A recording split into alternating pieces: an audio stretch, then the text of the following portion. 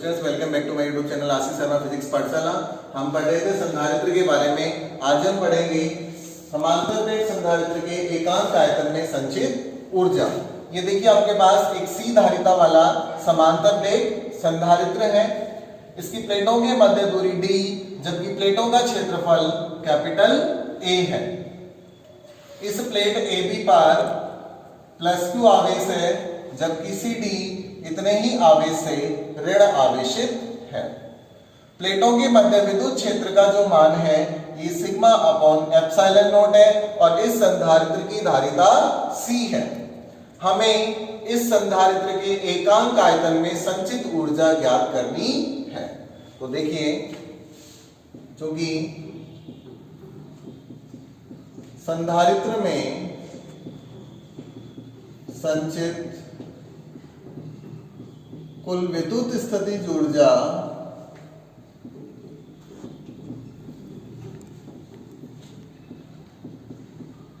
U हो तो U is equal to, कल हमने फॉर्मूला पढ़ा था, क्या आ रहा था, Q स्क्वायर अपॉन 2C। ये हमने कल फॉर्मूला पढ़ा था संचित कुल विद्युत स्थितिज ऊर्जा का। Let's suppose this one is equation number first. अब देखिए, यदि संधारित्र की प्लेटों के मध्य विद्युत क्षेत्र, ये कैपिटल U से डिनोट करना है इसको, मध्य विद्युत क्षेत्र E हो तो E is equal to, formula क्या है, सिग्मा अपॉन एप्सिलॉन नॉट। जहां सिग्मा क्या है, पृष्ठीय आवेश घनत्व है। अब चूंकि सिग्मा का मान कितना होता है, sigma is equal to Q upon A। संधारित्र की प्लेटों को दिया गया कुल आवेश कितना है, Q। प्लेटों का क्षेत्रफल कितना है, A। तो सिग्मा बराबर क्या हो गया, Q अपॉन A। यहां से E is equal to Q upon A epsilon not. हमें मान रखना है किसका, Q का। तो देखिए Q कितना आ जाएगा, यहां से A epsilon not into E। This one is equation number second. अब ये तो हमने Q की वैल्यू कैलकुलेट कर ली यहां से। अभी हम C की वैल्यू कैलकुलेट और करेंगे। तो यदि समांतर प्लेट संधारित्र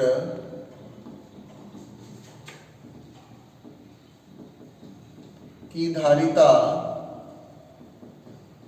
कितनी है, C हो तो C is equal to A epsilon not upon D। This one is equation number third. अब मैं क्या करूंगा, समीकरण 2 और 3 का मान समीकरण 1 में रखने पर, समीकरण 2 और 3 का मान समीकरण 1 में रखने पर U is equal to A epsilon not E का whole square upon A epsilon not upon D। Clear? ये मैंने Q की वैल्यू सब्स्टिट्यूट की है और ये मैंने C की वैल्यू सब्स्टिट्यूट की है। तो U इज इक्वल टू, यहां से क्या आ गया आपके पास, epsilon naught square E square A square, ये D ऊपर आ जाएगा तो into D upon A epsilon naught. इस एक एप्सिलॉन नॉट से एप्सिलॉन नॉट कैंसिल, एक A से एक A कैंसिल। यहां से आपके पास क्या आ गया, U इज इक्वल टू, अभी कितना आ रहा था, यहां पे 2 और आ रहा है इसके साथ में, तो ये 2। तो U इज इक्वल टू क्या बच गया, देखिए 1 अपॉन 2 एप्सिलॉन नॉट और E स्क्वायर और A इंटू D। ये बच गया, ये 1/2 था, 1/2 ऐसे कैसे आ गया, एप्सिलॉन नॉट एक बचा, एप्सिलॉन नॉट आ गया, E square as it is आ गया, ए इंटू डी। अब ए क्या है? प्लेटों का क्षेत्रफल। डी क्या है? प्लेटों के मध्य की दूरी। यदि प्लेटों के क्षेत्रफल को प्लेटों के मध्य की दूरी से गुणा कर दिया जाए तो हमारे पास क्या आ जाएगा? समांतर प्लेट संधारित्र का आयतन, चूंकि A into D is equal to V, जहां V समांतर प्लेट संधारित्र का आयतन है। आयतन क्या होता है? क्षेत्रफल गुणा दूरी है, क्षेत्रफल गुणा ऊंचाई, यही तो होता है।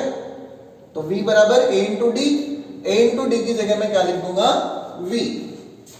तो देखिए U is equal to 1/2 epsilon not E square into V।